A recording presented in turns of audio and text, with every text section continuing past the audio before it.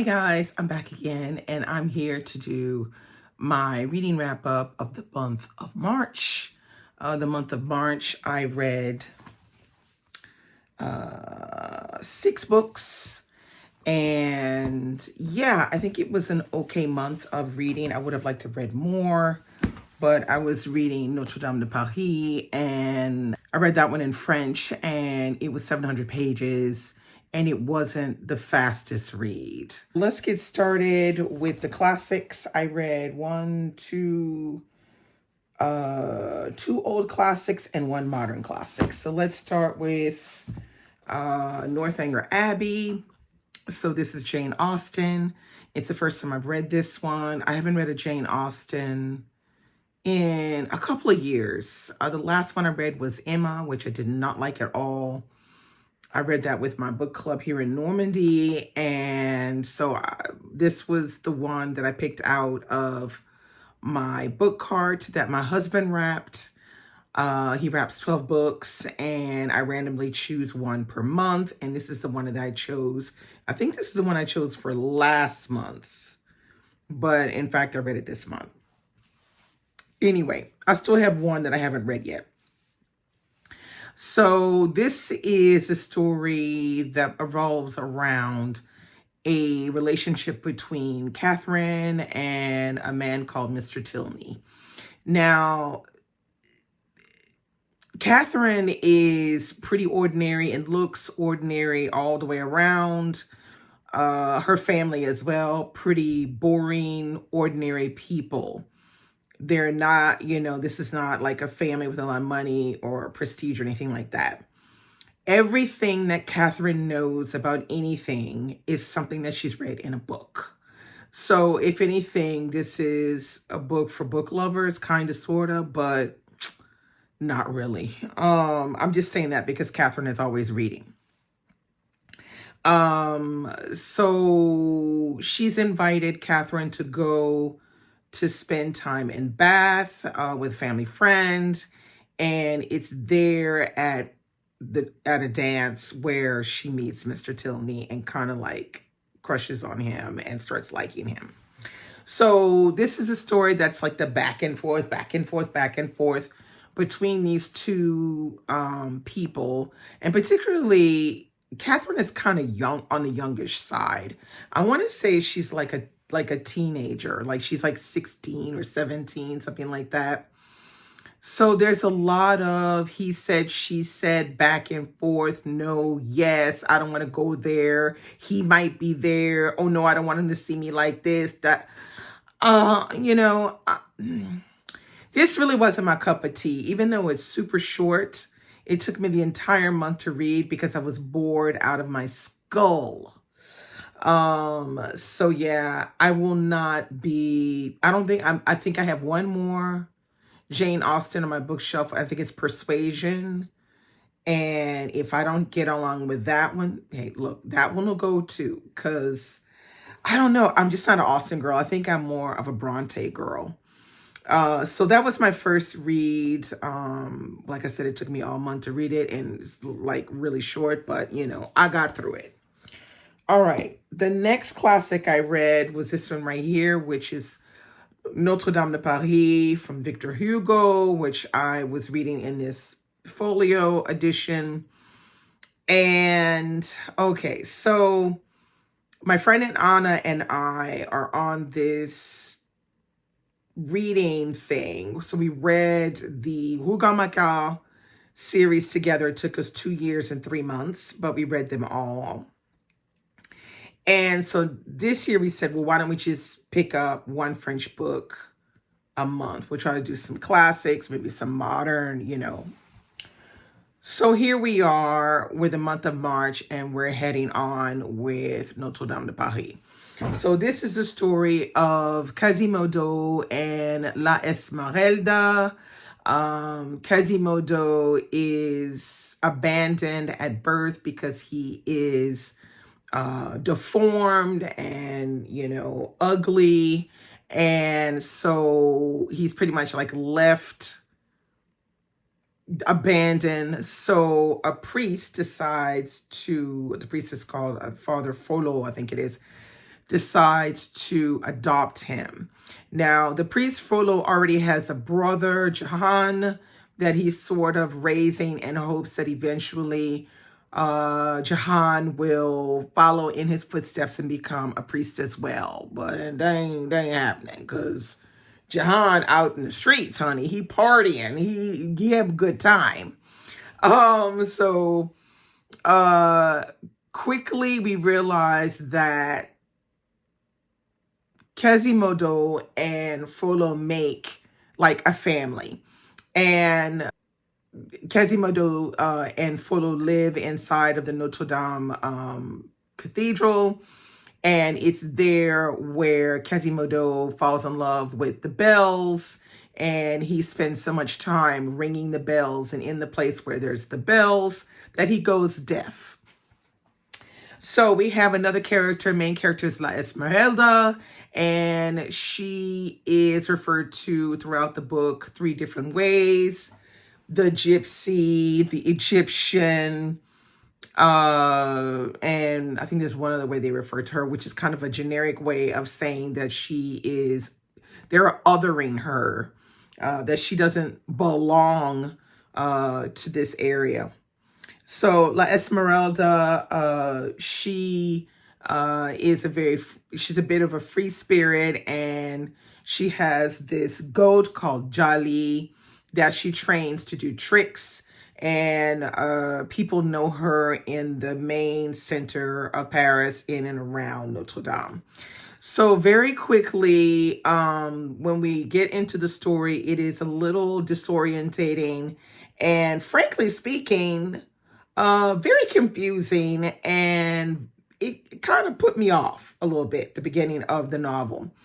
So after I had to reread a few sections, and then I could kind of understand what was happening, we have, at the beginning of the novel, there are 2 festivities going on. One is with the aristocrats. It's Louis the 11th that is king, and there is a wedding party going on. But at the same time, there is a sort of festival going on called the Festival of the Crazies. And this is something that all of the normal lower people are participating in. And so right away in the story, we see how Victor Hugo is juxtaposing, the extreme opposites. Because we have La Esmeralda, she's beautiful, gorgeous. We have Quasimodo, he's ugly, deformed. We have right at the opening, we have the lower people, and then we have the higher people having. So the entire novel is kind of skewed like that, with the extremes of both sides of the spectrum. Okay, that being said, as a whole, I did not get along with this book at all. I did like the storyline itself. If I extract all of the other things that were distracting me from this storyline, I would have a pretty decent, somewhat decent storyline. But the fact that we have to read through pages and pages of other stuff that is just like, I don't care. And then not only that, but like some structured parts of the storyline are told in a way that they feel like pieces of puzzles and all out of, order, and kind of weird.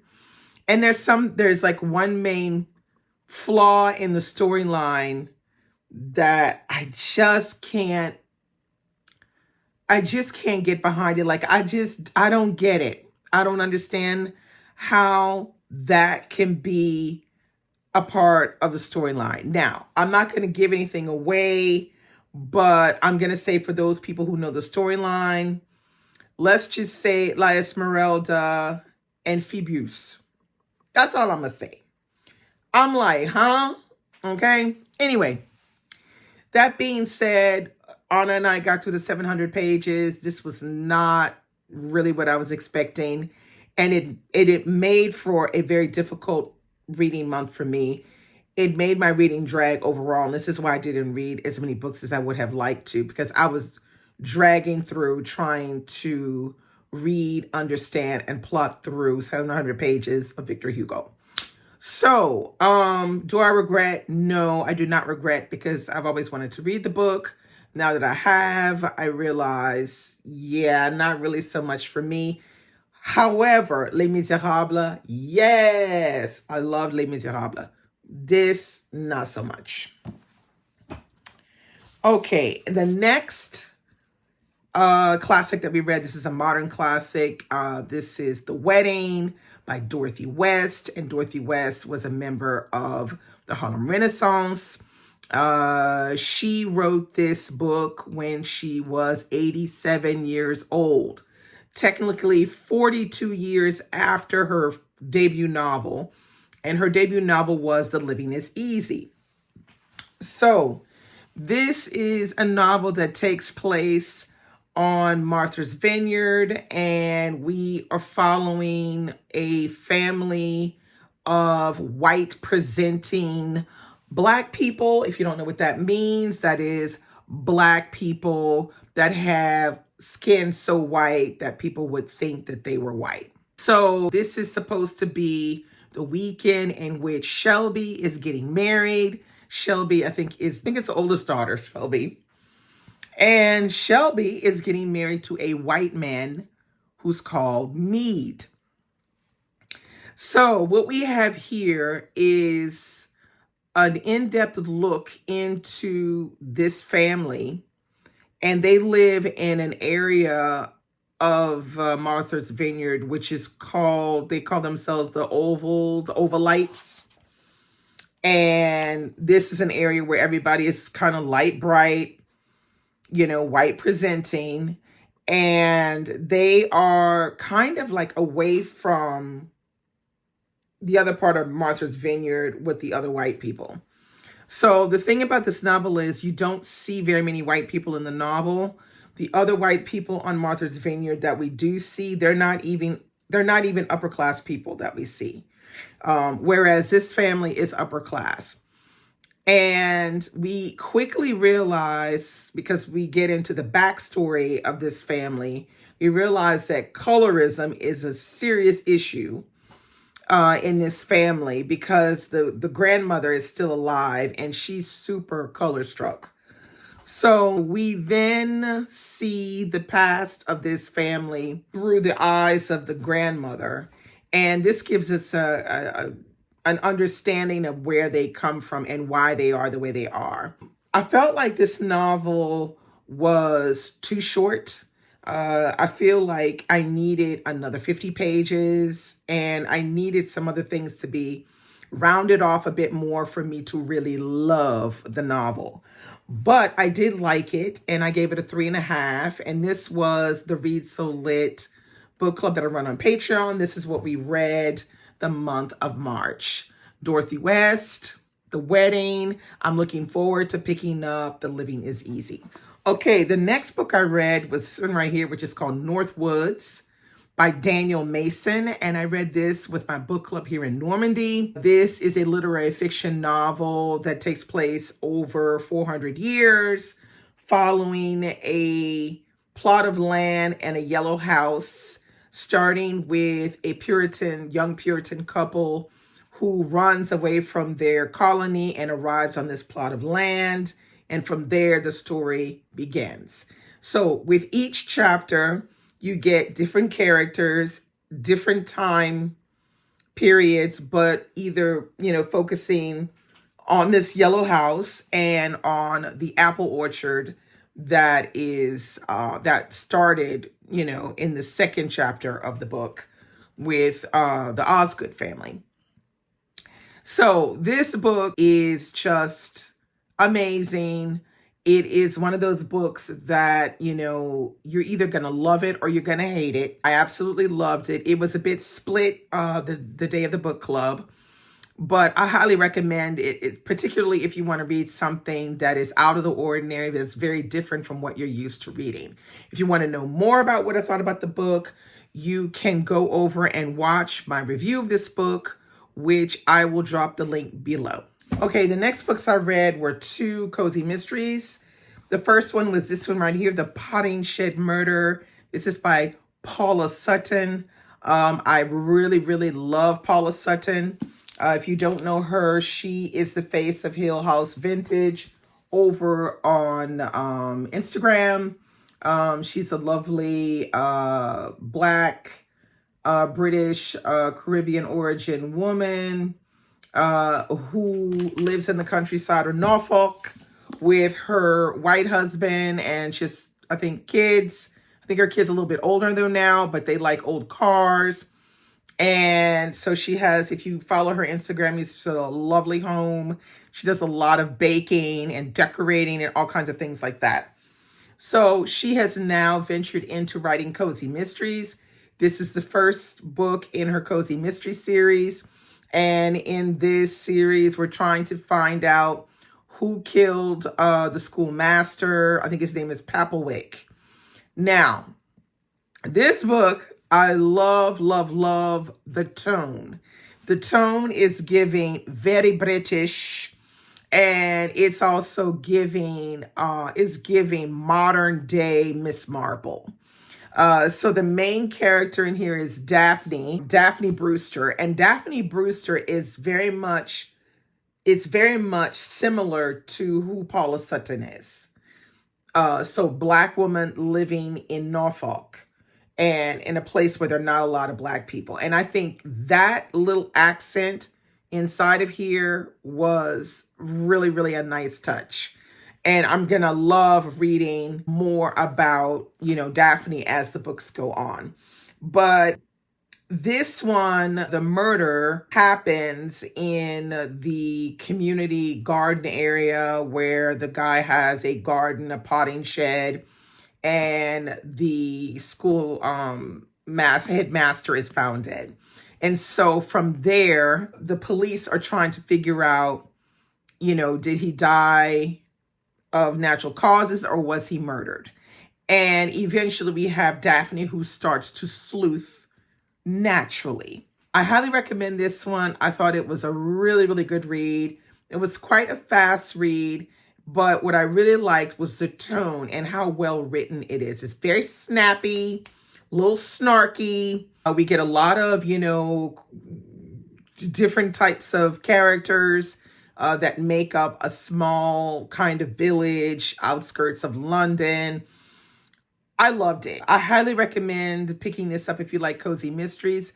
This is something new that's out there, and I really feel like it's written in a way that other cozy mysteries are not written. Highly recommended. And book 2 of this series is coming out, I think, in July. So if you're interested in that, pick this one up, and then that way you'll be ready for book 2. Okay, and last but not least, we have Glory Days. This is another cozy mystery, which I read these 2 cozy mysteries for March Mystery Madness. This one is following Glory Broussard, because this is the Glory Broussard cozy mystery series. This one was really, really good. As you can see, there's a theme of cards, card playing, casinos. Highly recommend it. In this one, Glory can't help, she can't help sleuthing. In this one, it's not really her fault. Somebody asked her to help them. And of course, she says yes. And then she discovers the victim. And then there she is having, to figure out who killed that person. But I highly recommend this one because this one has nice backstories on some of the minor characters. So for example, we have a little bit about Glory's daughter, her ex-husband. Then you have a little bit on like a backstory on other people in, in her circle of friends, acquaintances. So you have her ladies auxiliary group, the local guy who runs the CC's community coffee, house where he's making all kinds of drinks and stuff. It's very fun, and you really do get the feel you know, that it's supposed to be Lafayette and Glory is really a force to be reckoned with. She's very funny, and I highly recommend it. I can't wait for book 3 to come up. I hope it's coming next year if possible, because Glory is like taking everybody by storm. If you've not read the first book is called Glory B, and this one is called Glory Days by Danielle Ossano. I highly recommend you pick this one up. Very fun read. The audiobook is very good for this one as well. So those were all of the books that I read this month of March. Thanks so much for watching. Comment below if you have any questions, or if you want to make any commentary about you know, what I read, why I read, or what you liked, if you've liked it as well. Let's have a chat. You know, I love the chat below. And stay tuned for another video. Bye-bye.